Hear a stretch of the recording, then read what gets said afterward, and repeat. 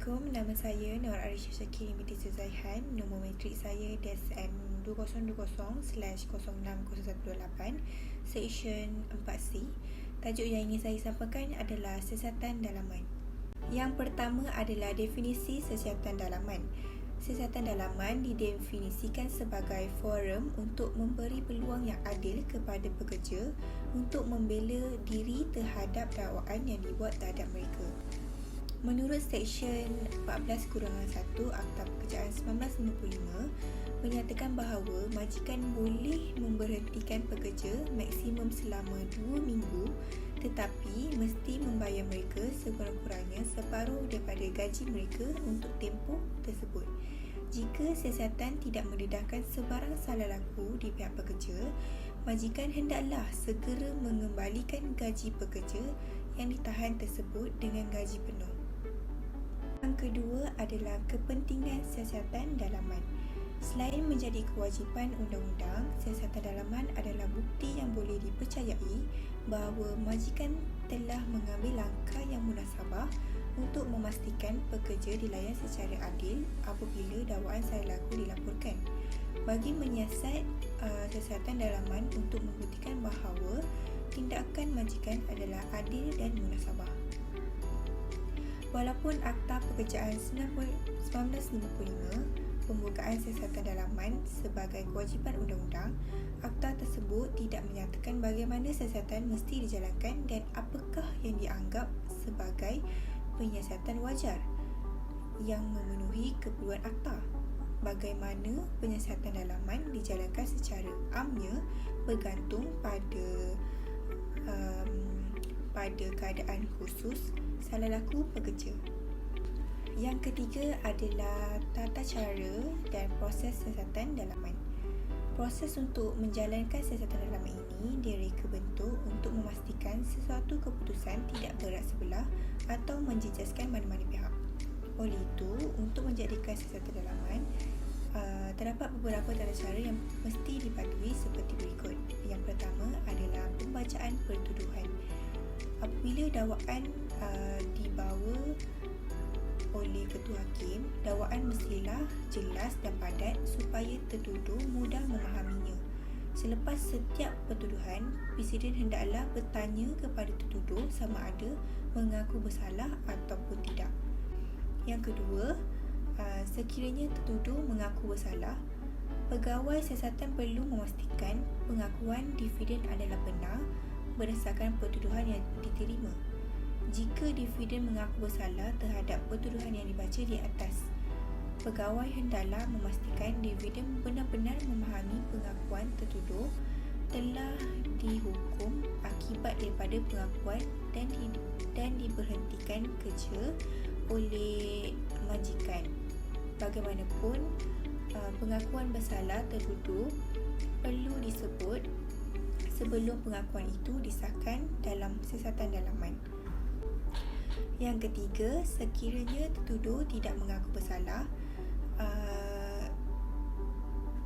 terhadap pertuduhan yang dikenakan, ini bermakna pembicaraan pada hari tersebut diteruskan dan pengerusi akan meminta pegawai pembentang kes untuk membentangkan kes.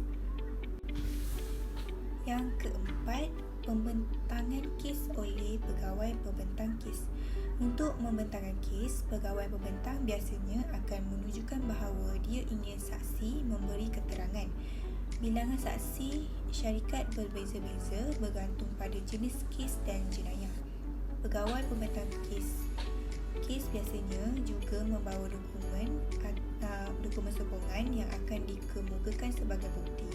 Jika pembentang memanggil saksi, dia akan menyoal saksi untuk menyatakan bahawa tertuduh bersalah atas pertuduhan terhadapnya berdasarkan kenyataan yang dibuat melalui saksi yang dipanggil. Empat adalah proses mahkamah sebagai panduan. Dalam proses mahkamah terdapat pengeluaran surat tunjuk sebab. Surat tunjuk sebab ialah surat yang menyatakan sebab dan sebab khusus perkara itu dibangkitkan.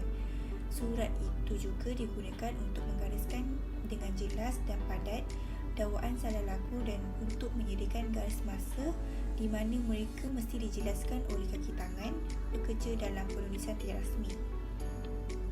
Pengeluaran surat tunjuk sebab adalah satu proses yang rumit dan harus dikendalikan secara profesional untuk mengelakkan masalah yang tidak perlu. Surat tunjuk sebab yang baik mengandungi perkara berikut. Yang pertama, bahasa yang jelas dan terang, yang tepat dan mungkin difahami. Yang kedua, rujukan kepada klausa berkaitan bagi dasar syarikat atau kontrak pekerjaan. Yang ketiga, penjelasan yang jelas mengenai tuduhan salah laku. Contohnya, salah laku dalam gangguan seksual, tingkah laku tidak sopan, tidak menurut perintah, mencuri, mabuk dan sebagainya. Dan yang keempat, keperluan yang ketat dan tarikh akhir bagi pekerja untuk memberikan maklum balas dan penjelasan bertulis berdasarkan dakwaan salah laku. Dan yang kelima, dalam surat tunjuk sebab perlu ada tempoh penggantungan yang jelas bagi pekerja semasa siasatan dalaman sedang berlangsung. Yang kedua adalah penggantungan pekerja. Penggantungan hanya diperlukan jika pengurus percaya bahawa tindakan itu akan mengganggu proses penyiasatan dan menghalang pekerja daripada melakukan kesalahan lanjut separuh daripada gaji mereka.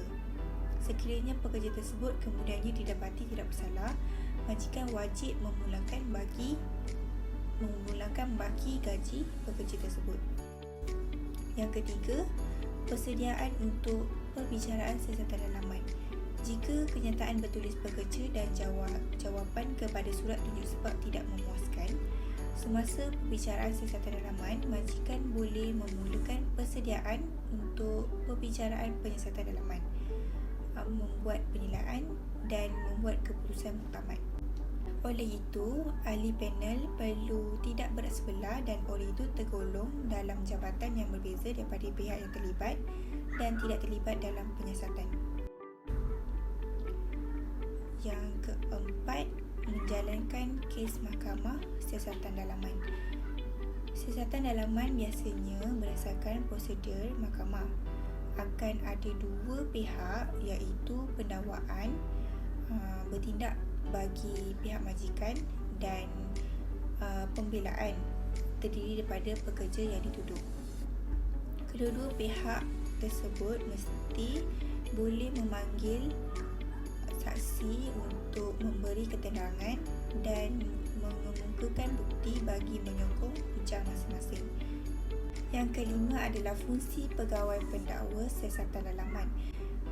Yang pertama adalah pegawai pendakwa perlu mengetuai siasatan.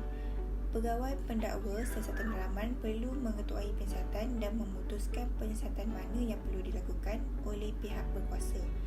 Tujuan siasatan adalah untuk mengenal pasti suspek dan menentukan sama ada terdapat bukti yang mencukupi untuk memulakan prosiding.